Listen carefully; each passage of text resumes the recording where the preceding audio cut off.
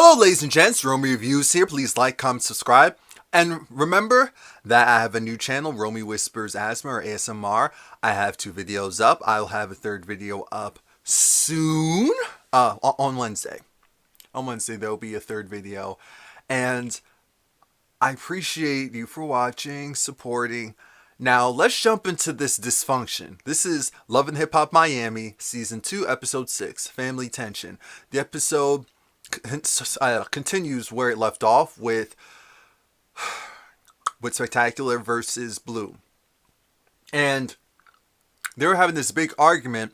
It got calmed down for a moment with them. It got calmed down for them with a moment. Pleasure took over and said, you know what? I acknowledge that me leaving the group because of how our deal was set up, it was a 5-album deal. Me leaving early did mess things up. So I do apologize for that. And I said, all right, cool. Because that was their issue last year. That was their issue in Season 1 with Pleasure. But now it's moved on from that. Now they have their father there to express the other issue of, excuse me, it sounds like they just wanted more of a father than a manager because the manager side got messed up. Here's my thing. I know what a lot of people are saying. I'm going to be completely honest. Now hearing everything, I do think the father didn't know what he was doing. I think the father knew what he was doing as far as putting them out there and making them popular and doing all the things that they were supposed to do to make money. There is an acknowledgement that yes, the group obviously made money, but the funds weren't handled appropriately. The funds weren't handled appropriately. The father's saying he put all of his money into the group and you know, it just became a money pit because maybe they didn't have sponsors. Maybe it just wasn't handled right. Do I think that he could have mismanaged it in other ways as well? Yeah, of course, obviously. But I do think that he genuinely didn't know what he was doing, which is dangerous in the entertainment industry. Blue and Spectacular start arguing again because Spectacular's like, that's great and all, but the main thing is, yeah, you still messed up and you were trying to put it on us. And Blue's like, show some respect to your father. So it was just started to go around the circle. That's where they left off. Now we see Prince. He's with Liz. He's still with Liz. His father is there. That food looked good. As soon as I saw the Jamaican flag, I said, oh, that food's good. I knew it. I just knew it. Florida, like, anyway. Anyway,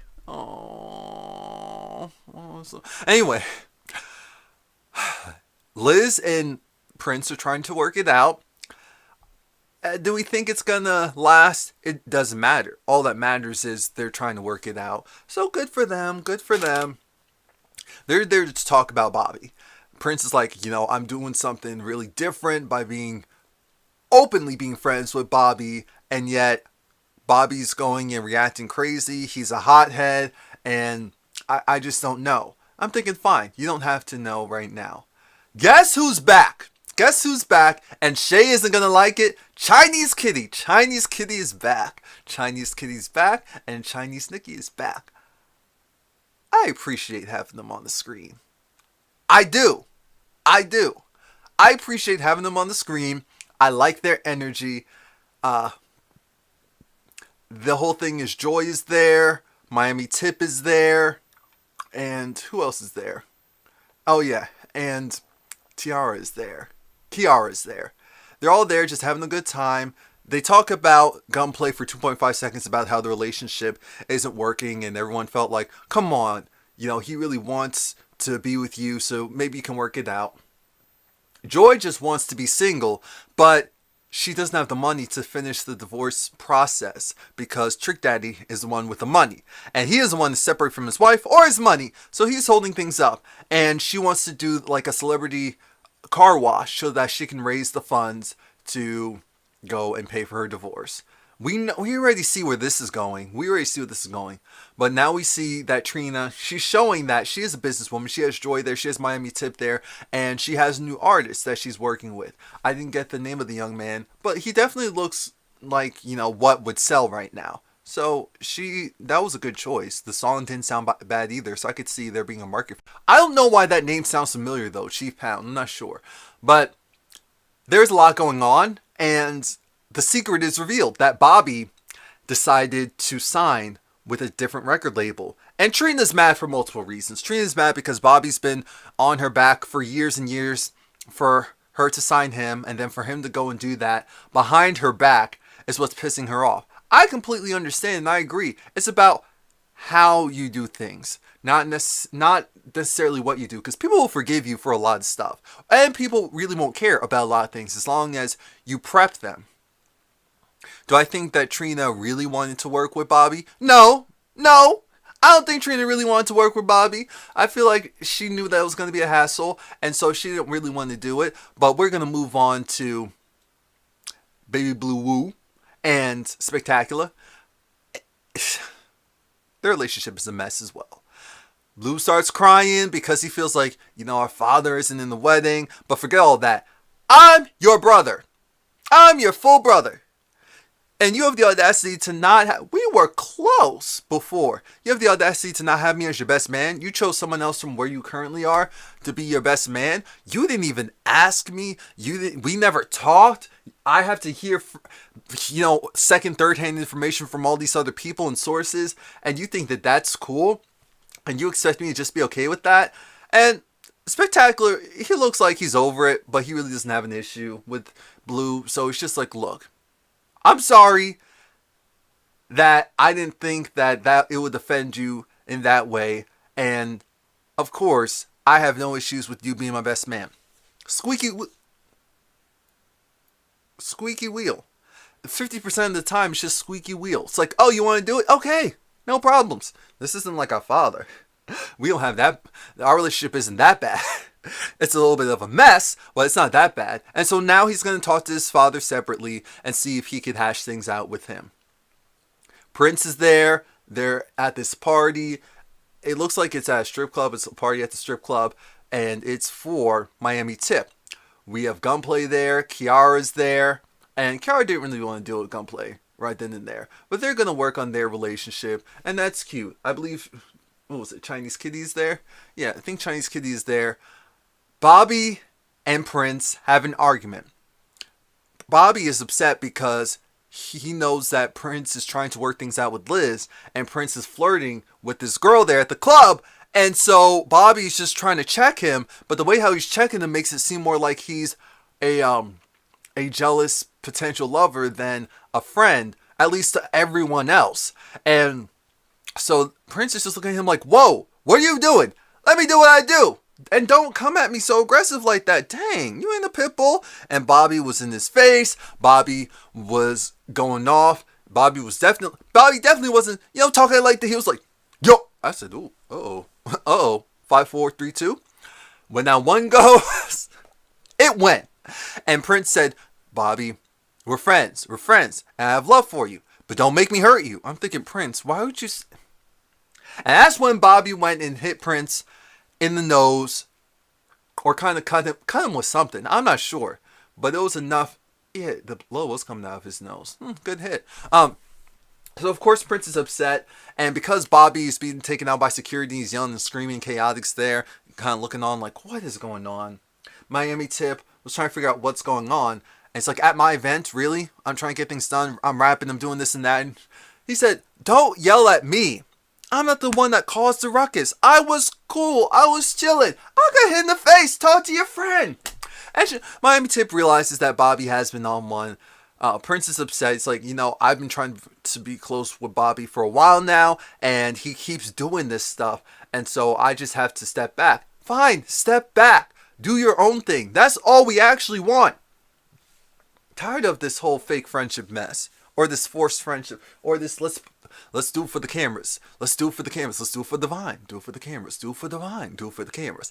Anyway, it takes a big turn because now we have Chaotic. He's there with the dogs. Those dogs were biting him. That was the funniest thing.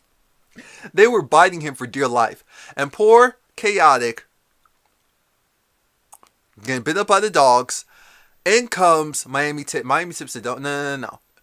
Chaotic still likes Joy, so he finesses a FaceTime through Miami Tip with Joy, and he wants to take her out for food. She said, "Oh, you're paying?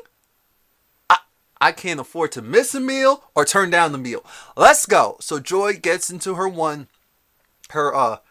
suit. I forgot what it was called. Her jumper, her jumpsuit, and she goes down to Chaotic's business. He has a BBQ pit place, and I said, "Okay, now we're talking. See, this is what we wanted." I respect the business and the hustle. All of it's a hustle. So she said, "Oh, okay, you have your own business? Respect." Now, she was looking for where's the food. Oh, the food came out. Oh, thank you, God. Thank you, God. He gave her, what did he give her? He gave her a sunflower, and I forgot what he was calling it. But he was calling it something else, or at least the first part of a sunflower's name. And she was just looking at him like, "Dude, what are you, this is a sunflower." And they're just talking, having general chit chat. He's like, he really likes her. And she said, she likes a man who's funny, who has business sense, good hygiene. I said, "Oh." I don't know if he caught that or not, but oh. Because I'm sure he washes. That's not the issue. But he told us that his hair isn't clean. I said, no. That's going to be no for Joy. Anyway. Trina goes and meets up with Bobby because Bobby had wanted to have studio time so that she could go and give him the feature. And she likes the track. It actually sounds like something Trina would do. So it's all good there. The problem is she goes and tells Bobby, "Why didn't you tell me that you signed to a different record label? Bobby, it's okay that you signed to a record label. I'm happy for you. I'm just irritated because you went and did all this stuff and really wanted to work with me, and we had this plan. We had this game plan, and you decided to go off to do your own thing. Fine. You didn't even let me know. I had to find out from Shay, because Shay posted it, and then other people were telling me about it. Come on now. That's a little... Come on, Bobby. It's little things like that you want to be seen as a professional. Just because we're family doesn't mean that you still can't be professional. You could have called me, sent me a text, say, "Hey, this is what I'm doing, and I really love your support. If not, I understand," and keep it pushing. It's some of the lack of professionalism is the problem. Then he said that Trina, some of the people that you work with is who I had a problem with, not you.